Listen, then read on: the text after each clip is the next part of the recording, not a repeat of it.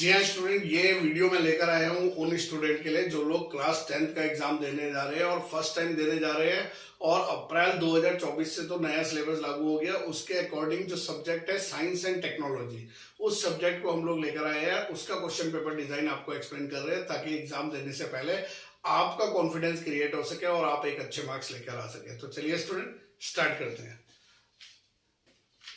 देखिए आप स्टूडेंट, अगर मैं देखो आपको, तो हम बोल रहे हैं क्वेश्चन पेपर डिजाइन और किस सब्जेक्ट की बात कर रहे हैं, साइंस एंड टेक्नोलॉजी। कोड है 212 और टाइम यहाँ पे रहेगा 2.5 आवर्स। पूरा 3 आवर्स का नहीं है, यहाँ पे 2.5 आवर्स का ही टाइम है। और आपके मैक्सिमम मार्क्स यहाँ पर कितने हैं, 85 मार्क्स का यहाँ आने वाला है। क्लास 10th की हम लोग बात कर रहे हैं। अगर हम लोग नॉलेज बेस्ड की क्वेश्चन की बात करें कि नॉलेज बेस्ड क्वेश्चन कितने आएंगे, तो ये मैं ऑलरेडी बता चुका हूँ। 26 मार्क्स के ऐसे क्वेश्चन होंगे जो नॉलेज बेस्ड जानकारी के आधार पे होंगे। अंडरस्टैंडिंग आपको कितना हुआ है, क्या फॉर्मूला है, क्या फॉर्मेट आपने समझा है, उन सब के बेसिस पे न्यूमेरिकल्स वगैरह लगा के आपके 38 मार्क्स के होंगे। एप्लीकेशन जिसमें कि आप अपने जो भी नॉलेज है, जो भी आपने प्रैक्टिकली सीखा है, उसको यूज करके आप जो है किस तरीके से मार्क्स पा सकते हैं, तो वो 30 मार्क्स का रहेगा।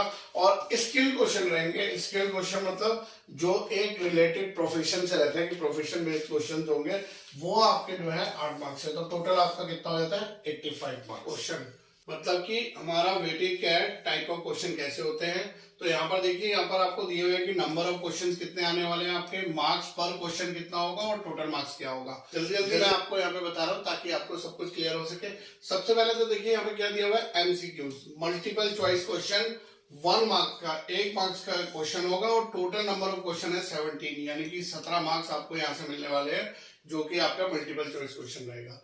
फिर अगर हम बात करें ऑब्जेक्टिव टाइप क्वेश्चन की, ऑब्जेक्टिव टाइप क्वेश्चन यहाँ पे कितने आने वाले हैं, 10 क्वेश्चन आने वाले हैं और जो कि 2 मार्क्स के रहेंगे। एक्चुअल में उस क्वेश्चन में क्या रहता है, कोई क्वेश्चन पूछा होता है आपको और उसके 2 सब पार्ट रहते हैं, ए पार्ट और बी पार्ट। तो आपको दोनों अटेम्प्ट करने होते हैं, तो 2 मार्क्स वहां पे आपको अचीव होते हैं। तो टोटल हो जाता है आपका 20 मार्क्स। यानी कि अगर हम 1 मार्क्स और 2 मार्क्स के छोटे क्वेश्चन की बात करें तो 37 मार्क्स का टोटल हमें इन पे मिल रहे हैं।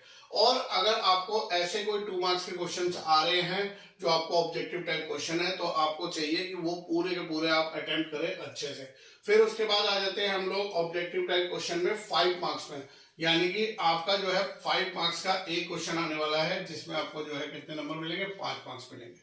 ठीक है, तो एक टोटल हो जाता है आपका कितना, 42। उसके बाद अगर हम बात करें very short answer type question, तो ऐसे क्वेश्चन आपके आएंगे, टोटल 6 क्वेश्चन होंगे और जो कि आपका 2 मार्क्स का एक क्वेश्चन होगा।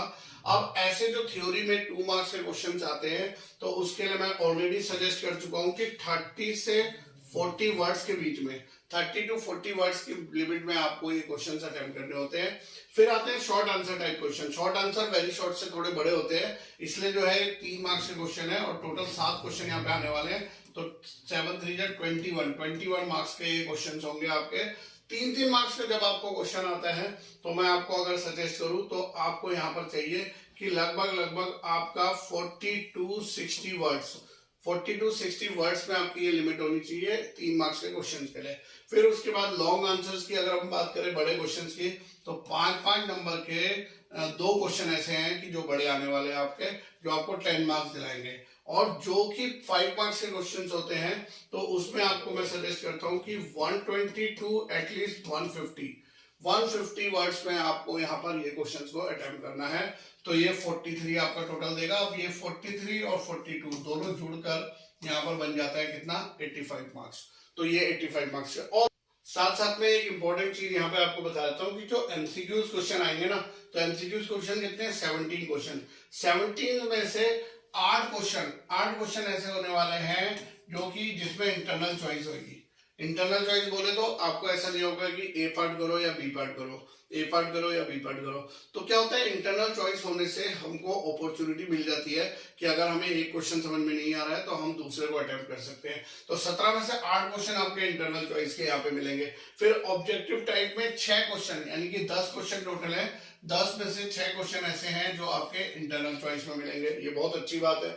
फिर उसके बाद आपका अगर हम बड़े क्वेश्चन की बात करें, तो 7 सब पार्ट्स आउट ऑफ विच 5 सब पार्ट्स, 5 के यहाँ पे क्या होंगे, सब पार्ट्स होंगे। 5 ऐसे क्वेश्चंस होंगे जिनके जो है सब पार्ट्स में आपको दिखाई देगा।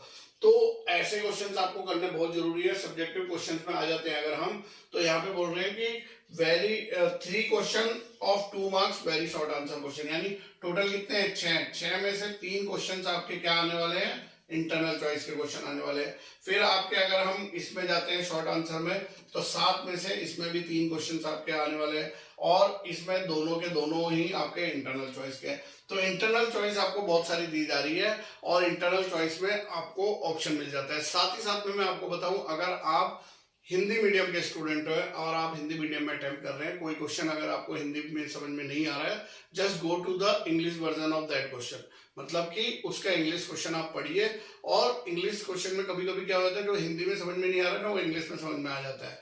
और इसी तरीके से जो इंग्लिश मीडियम के स्टूडेंट है, अगर कोई क्वेश्चन आपको इंग्लिश में समझ में नहीं आ रहा तो उसे हिंदी में पढ़िए।